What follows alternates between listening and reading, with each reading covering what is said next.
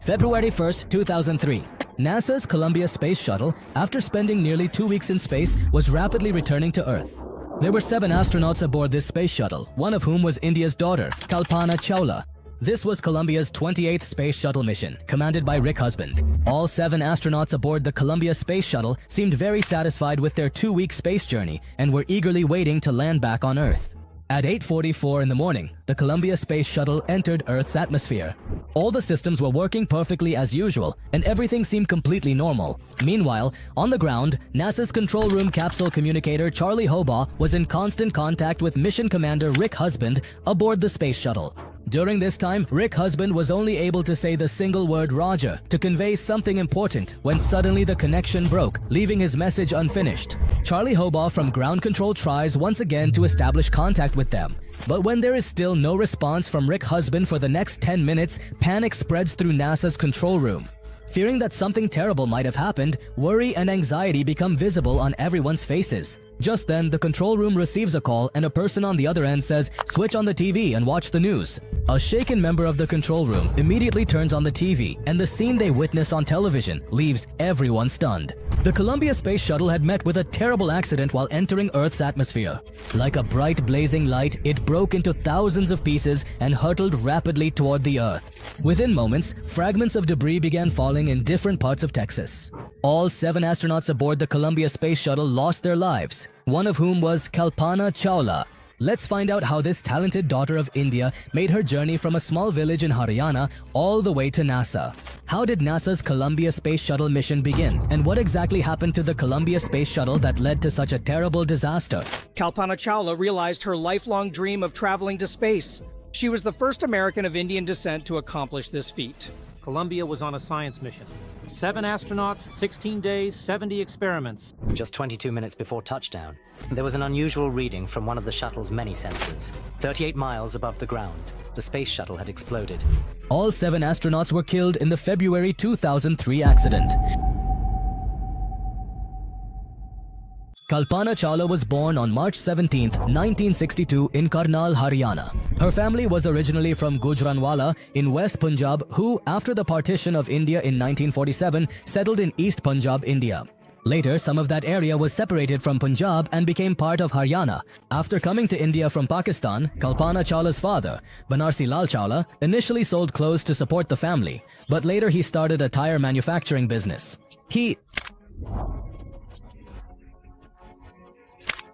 She was the youngest among the sisters and everyone's darling. Interestingly, Kalpana Chawla did not have this name in her childhood. Her family members lovingly called her Montu. But when she grew a little older and was being admitted to Tagorbal Niketan School, the principal asked the little Montu standing there, "Child, what is your name?" To this, Montu promptly replied, "Kalpana." Kalpana means imagination. At that time, no one could have imagined that this little girl would grow up to make India proud with her achievements. From childhood, Kalpana was fascinated by airplanes flying in the sky. She would stand for hours, gazing intently at them as they flew. She used to dream of flying among the stars. In school, when all the children were asked to draw something, the other kids would draw mountains, rivers, and other ordinary things. But Kalpana would draw an airplane flying above those mountains and rivers. As she grew a little older and started learning science in school, she developed a deep interest in the subject. But even during this time, her dream of flying in the sky did not change. When her family would sleep soundly on the open terrace during the summer, little Kalpana would stay awake for hours, gazing at the stars. This was the reason why, after completing her secondary education, Kalpana Chawla chose aerospace engineering as her career. But coming from the family, background, and environment that she did, it was not common at that time for a girl to enter such an extraordinary field. That is why she had to fight against her family and society for her dreams. Her father did not want her to choose this field. He wanted to see her become a doctor or a teacher, but Kalpana stood firm in her decision and took admission in aeronautical engineering at Punjab Engineering College in Chandigarh. In those days, engineering as a career was so difficult for girls that there were only 4 girls in the entire college, and Kalpana Chawla was the first student of aerospace engineering at that college. Because of this, in the beginning, many professors also tried to demotivate her by saying that this subject was not suitable for girls. But Kalpana did not give up, and in 1982, she earned her Bachelor of Engineering degree. This was the era of the Cold War. At that time, America and the Soviet Union were competing fiercely to surpass each other in every aspect. That's why America was working rapidly in the field of space, and before the start of the 1980s, the United States had already successfully completed Project Mercury, Project Gemini, and then the most famous Apollo program in human spaceflight. When America set foot on the moon through the Apollo program, it defeated the Soviet Union in the space race at that very moment. But this victory was not easy. Every time they wanted to reach the moon, NASA, America's space agency, had to build a new Saturn V rocket. These massive rockets were used only once, and with every flight, NASA would lose equipment worth millions of dollars forever. That's why NASA dreamed of creating a reusable space vehicle, one that could be used again and again, making spaceflight cheaper and more accessible. It was from this idea that NASA's Space Shuttle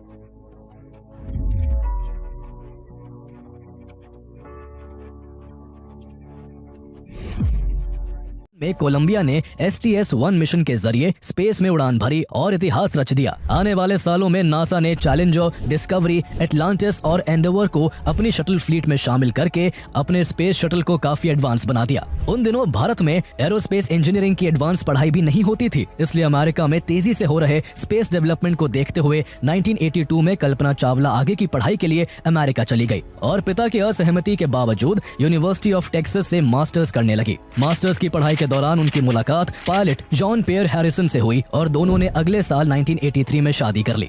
1984 में masters degree हासिल करने के बाद भी कल्पना ने आगे की पढ़ाई जारी रखी और यूनिवर्सिटी ऑफ कोलोराडो से PhD करने लगी। इस दौरान नासा का स्पेस शटल भी आगे बढ़ रहा था। इसने सैटेलाइट डिप्लॉयमेंट, टेलीस्कोप डिप्लॉयमेंट और माइक्रोग्रेविटी रिसर्च जैसे कई इंपॉर्टेंट मिशन पूरे किए थे। अपने इस शटल प्रोग्राम के जरिए नासा साइंस और इंजीनियरिंग की फील्ड में नए नए रिकॉर्ड सेट करता जा रहा था। इसी कड़ी में आगे चलकर 1990 में नासा ने स्पेस शटल डिस्कवरी के जरिए हबल स्पेस टेलीस्कोप को भी स्पेस में डिप्लॉय किया, जो एक ऐसा कदम था जिसने यूनिवर्स को समझने की ह्यूमन पोटेंशियल को नई डायरेक्शन दी। ओवरऑल परफॉर्मेंस अच्छा होने के बावजूद इस शटल प्रोग्राम में कुछ खामियां भी थी। कई एक्सपर्ट्स इसके डिजाइन में कई फ्लॉज मानते थे और सेफ्टी फीचर्स को लेकर भी इसे खूब क्रिटिसाइज किया गया था। जल्दी ही इसका भयानक नतीजा भी देखने को मिला। जनवरी 1986 में नासा की स्पेस शटल चैलेंजर के लॉन्च के मात्र 73 सेकंड बाद right solid rocket booster SRB के जॉइंट का रबर ओ रिंग्स फेल हो गया, जिसके चलते SRB से तेजी से प्रेशराइज गैस लीक होने लगी, जिससे शटल में जोरदार विस्फोट हुआ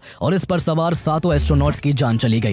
ये अमेरिकन स्पेसक्राफ्ट की फर्स्ट फेटल एक्सीडेंट थी और इससे नासा को जोरदार झटका लगा। इस तरह के फेटल एक्सीडेंट का पता चलने के बाद भी अमेरिका में PhD कर रही कल्पना चावला के पैर डगमगाए नहीं और वह अपने इस सपने पर अडिग रही कि उन्हें अमेरिकन स्पेस प्रोग्राम का हिस्सा बनना है। 1988 में उन्होंने यूनिवर्सिटी ऑफ कोलोराडो से एरोस्पेस इंजीनियरिंग में PhD की डिग्री हासिल कर ली, जिसमें उन्होंने कंप्यूटेशनल फ्लूइड डायनामिक्स पर गहराई से रिसर्च की, जिसमें यह समझा जाता है कि किसी भी एयरक्राफ्ट के विंग्स के चारों ओर एयर फ्लो कैसे होता है। PhD करने के बाद कल्पना चावला ने नासा के एम्स रिसर्च सेंटर से अपना प्रोफेशनल करियर शुरू किया और वहां रिसर्च व डेवलपमेंट के प्रोजेक्ट से जुड़ गई। उन्होंने अपनी पढ़ाई के दौरान बोल्डर म्युनिसिपल एयरपोर्ट पर फ्लाइंग लाइसेंस भी लिए थे, इसलिए उन्होंने आगे चलकर कमर्शियल पायलट का लाइसेंस भी हासिल किया था। वो कई तरह के एयरप्लेन्स, ग्लाइडर्स और सी प्लेन्स उड़ा सकती थी और इसी के बदौलत वो आगे चलकर सर्टिफाइड फ्लाइट इंस्ट्रक्टर भी बन गई। इस तरह कल्पना चावला ने अपने बचपन के सपनों को पंख दिए और वही राह चुनी जिस पर चलकर वो जल्द ही स्पेस में जाने वाली पहली भारतीय महिला होने वाली थी। साल 1991 आते आते कल्पना चावला ने अमेरिकन सिटीजनशिप भी हासिल कर ली और वो भारतीय मूल की अमेरिकन सिटीजन बन गई। कल्पना चावला के काम करने की एबिलिटी और उनके डेडिकेशन को देखते हुए नासा ने जल्दी ही उन्हें अपने एस्ट्रोनॉट कॉर्प्स का हिस्सा बना लिया। साल 1994 में नासा ने एस्ट्रोनॉट ट्रेनिंग के लिए application invite They were shortlisted. Around 4,000 applicants applied. In the end, NASA selected 20 of them for astronaut training. One of those names was Kalpana Chawla. After 3 years of training, in 1997, NASA included her in its Space Shuttle program's mission STS-87 as a mission specialist and robotic arm operator. This was going to be the first time she would fly into space and fulfill her childhood dream. On November 19, 1997, NASA launched mission STS-87, under which 6 astronauts, including Kalpana Chawla, were sent into space to study the outer layer of the sun. During this mission, Kalpana Chawla's job was to use a robotic arm to deploy the Spartan satellite in space. But on her very first space mission, she encountered an incident that shook her to the core. What happened was that although the Spartan 201 satellite was successfully deployed, the crew missed a critical computer command. As a result, the satellite was unable to properly set its orientation. After this, Kalpana Chawla tried to grab it with the shuttle's robotic arm, but the arm's latches closed prematurely, and with just a slight nudge, the satellite went into an uncontrolled spin. Eventually, astronauts Winston Scott and Takao Doi were sent on a spacewalk where they manually captured Spartan and safely brought it back to the shuttle. Overall, the STS-87 mission was considered successful, as most of the scientific objectives were accomplished during this mission. During the entire mission, it traveled 10.4 million miles and orbited the Earth 252 times. During this time, Kalpana Chawla did commendable work. So, when she completed the mission and returned to Earth, NASA scientists praised her greatly. In this way, Kalpana Chawla became the first Indian and the first South Asian American woman to go to space. During the space mission, the then Indian Prime Minister Inder Kumar Gujral also spoke with her. During the conversation, the Prime Minister congratulated her on behalf of all of India and recited a couplet in her honor. There are worlds beyond the stars. There are worlds beyond the stars, Vera world beyond stars. Kalpana Chawla also shared with Prime Minister Inder Kumar Gujral her experience of how India and the Himalayas looked from space. Kalpana Chawla always used to say, when you look at the stars and galaxies, you feel that you don't belong to any particular country or part of the Earth, but to the entire solar system. For the next 6 years, Kalpana Chawla worked with NASA with complete dedication, and during this time, she achieved many remarkable accomplishments. By the year 2003, the Space Shuttle Columbia had reached its 28th mission, which NASA named STS-107. This NASA mission was entirely dedicated to research. This mission was supposed to launch on January 11, 2001, and the selection of the 7-member team, which included Kalpana Chawla, had already been completed in July 2000. But for various reasons, this mission was postponed 13 times. But finally, on January 11, 2003, it was decided to launch it. This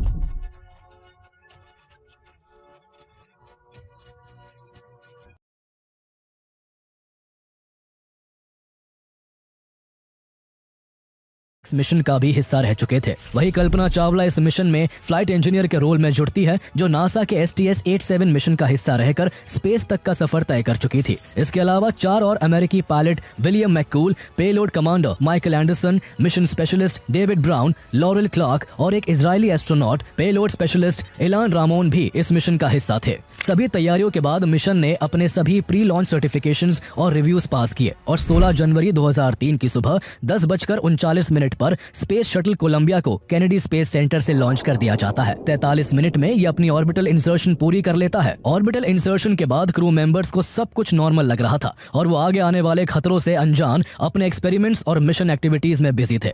इस दौरान astronaut space में shift by shift 24 घंटे काम करके non stop experiments conduct कर रहे थे। वो 16 दिनों में करीब 80 एक्सपेरिमेंट सक्सेसफुली कंडक्ट करते हैं, जिनमें लाइफ साइंसेज, मटेरियल साइंस और फ्लूइड फिजिक्स के एक्सपेरिमेंट्स शामिल थे। इस दौरान कल्पना चावला माइक्रोग्रेविटी पर फोकस कर रही थी, जिसके तहत वो पता लगा रही थी कि कैसे कंबशन होता है, कैसे fire suppress and crystal growth होती है और कैसे प्रोस्टेट कैंसर स्पेस में बढ़ता है। अर्थ पर सेल्स 2 डायमेंशनल मोनोलेयर्स में ग्रो होते हैं, लेकिन स्पेस में 3 डायमेंशनल स्फेरॉइड्स में ग्रो होते हैं। क्योंकि कैंसर ट्यूमर्स भी कुछ इसी तरह से डेवलप होते हैं, इसलिए कल्पना चावला की स्टडी आगे चलकर ट्यूमर बिहेवियर को समझने और कैंसर जैसी खतरनाक बीमारियों के ट्रीटमेंट में काफी हेल्पफुल साबित होने वाली थी। इस तरह 2 हफ्ते तक अपनी रिसर्च को पूरा कर स्पेस शटल कोलंबिया 1 फरवरी 2003 को सुबह के 8:44 पर धरती पर वापस लौटने के मकसद से अपनी री एंट्री शुरू कर देता है। क्रू चेकलिस्ट के अनुसार तैयार था और सब कुछ सामान्य था, लेकिन जैसे जैसे शटल अर्थ एटमॉस्फेयर में उतरा, उसके लेफ्ट विंग के अंदर से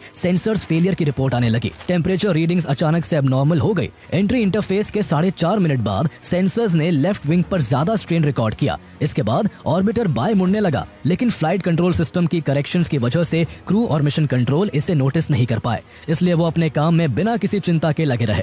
इस तरह आग का गोला बनने की कगार पर खड़ा कोलंबिया 8:53 और 46 सेकंड पर कैलिफोर्निया कोस्ट को पार कर गया। उस समय शटल की स्पीड मैक 23 थी। ये 2,31,600 फीट की ऊंचाई पर उड़ रहा था और उसके लेफ्ट विंग के लीडिंग एज का टेम्परेचर करीब 1540 डिग्री सेल्सियस तक पहुंच चुका था। कुछ देर में ऑर्बिटर से कई डेब्रीज अलग होने लगी, जो जमीन से लाइट फ्लैशेस के रूप में नजर आ रहे थे। कुछ ही सेकंड्स के बाद एममैक्स ऑफिसर ने धरती पर मौजूद नासा कंट्रोल रूम को इन्फॉर्म किया कि कोलंबिया के लेफ्ट विंग के हाइड्रोलिक सेंसर्स की रीडिंग्स लगातार गिर रही है और अब मिनिमम थ्रेशोल्ड से भी नीचे पहुंच चुकी है। बाहर शटल पर इतना कुछ हो रहा था, लेकिन कोलंबिया के अंदर बैठे क्रू को इसका एहसास देर से हुआ। उन्हें पहली बार किसी प्रॉब्लम का एहसास पूरे 5 मिनट बाद तब हुआ, जब बैकअप फ्लाइट सॉफ्टवेयर मॉनिटर पर ये फॉल्ट मैसेजेस दिखने शुरू हुए कि लेफ्ट लैंडिंग गियर के टायर्स का प्रेशर कम हो रहा है। जल्दी ही क्रू को लैंडिंग गियर में कई तरह के problematic signals They started to arrive. Just a few minutes ago, the astronauts who were joking and laughing suddenly became very scared. Although ground control and the crew maintained constant contact during Columbia's re-entry, at first even ground control wasn't sure whether these were just data glitches or actual damage. In a complex system like the Space Shuttle, sensor failures were considered normal because during re-entry, extreme heat and vibrations often cause sensors to fail temporarily. At 8:59:32 in the morning, Mission Commander Rick Husband tries to send a message to the control room, but he is only able to say Roger before communication with NASA's control room is lost. And Columbia, Houston, message, and we did not copy your last. Just a few seconds later, people in the skies over Texas and Louisiana start seeing bright streaks of fire.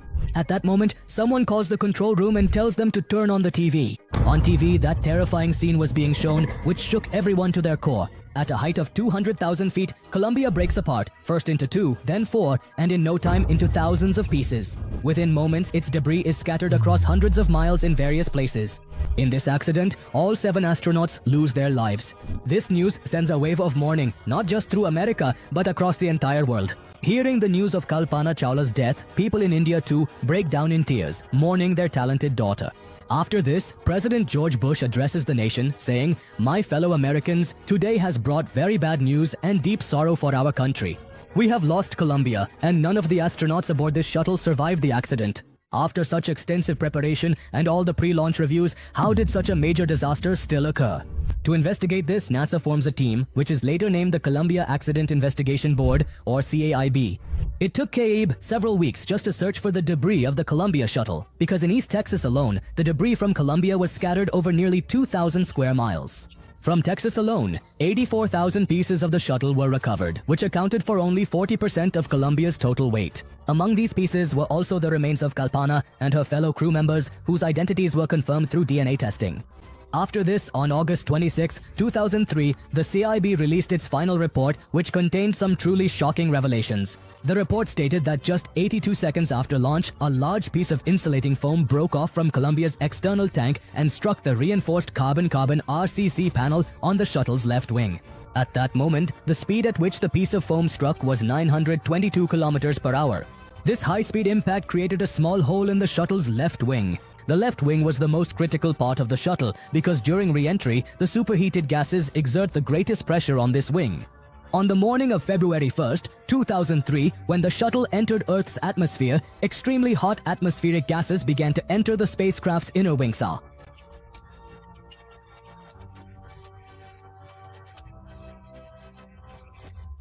And finally, at an altitude of 42,672 meters, the shuttle's crew module separated from the fuselage, which soon led to depressurization in Columbia.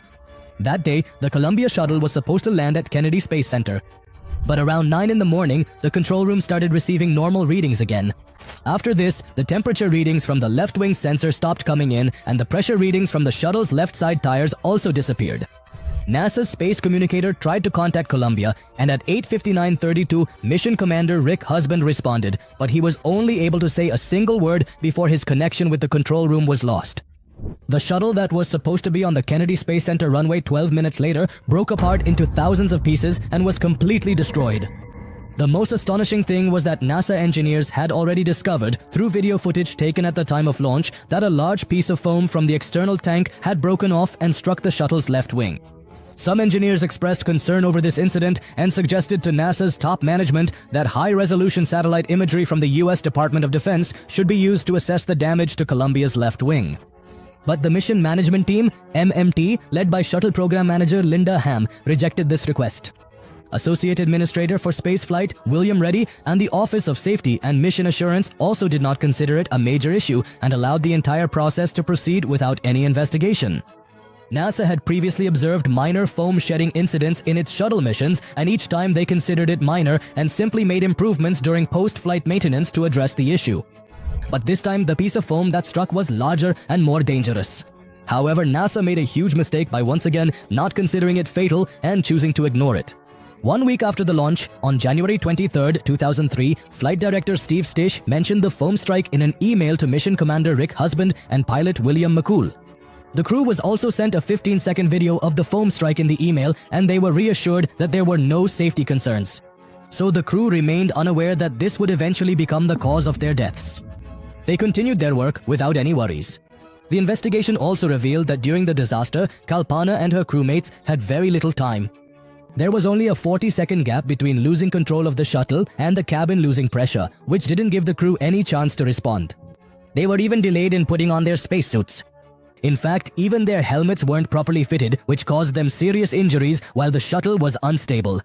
However, it's clear that the Columbia crash was not due to any lack of preparation on their part. Even if they had been fully prepared, unfortunately, the outcome would have been the same. Before the shuttle broke apart into thousands of pieces, the cabin's circulatory system continued to function for a short time, but the depressurization was so severe that none of the crew members regained consciousness, and ultimately, all of them died due to high-altitude hypoxia and trauma. However, in 2013, Columbia program manager Wayne Hale said that when Columbia's left wing broke off, NASA scientists immediately understood that the crew's chances of survival were gone. No, it's not possible. They didn't want the spacecraft to spend its final moments suffocating. That's why they were allowed to remain at ease until the disaster. They also said that even if the astronauts had been informed at that time, they wouldn't have been able to do anything. They would have just kept drifting in space until the oxygen ran out, and once it did, they would have died anyway. NASA didn't comment on Van Hale's statement, but Kalpana Chawla's father criticized him quite a bit for this comment. After the CIB report, NASA admitted that the Columbia Space Shuttle disaster was a rapid catastrophic structural breakdown, not a sudden explosive failure. This makes it clear that the lives of all the astronauts were lost due to NASA's careless attitude. If NASA had not been so negligent, the outcome might have been different. The loss of all 7 astronauts in the Columbia disaster plunged not only America, but the entire world into mourning. After the disaster, a memorial service was held to pay tribute to the Columbia crew, and a tree was planted in the Space Shuttle Memorial Grove in memory of each astronaut so that they could be remembered for years to come through these trees. NASA also renamed several places in honor of Columbia and its crew. 7 asteroids that were discovered in July 2001 were named after the astronauts who lost their lives in the Columbia disaster.